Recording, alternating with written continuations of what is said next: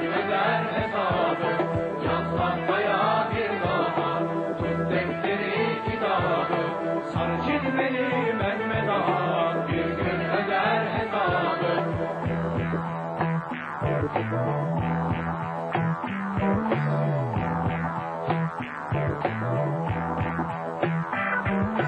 Yaz dostum, yoksul görsen besle kaymak bal ile.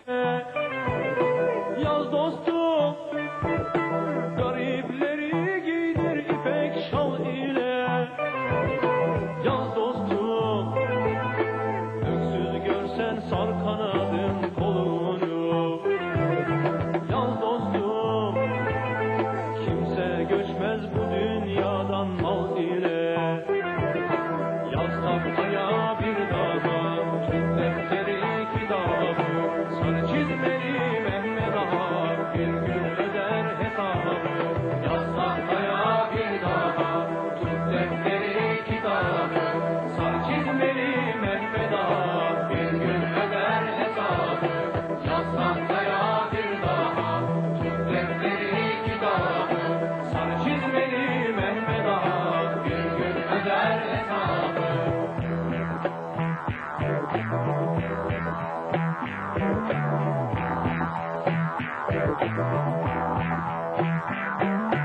Yaz dostum, barış söyler kendi bir ders alır mı? Yaz dostum, su üstüne yazı yazsan kalır mı? Yaz dostum, bir dünya ki haklı haksız karışmış. Yaz dostum, boşa koysan dolmaz dolusu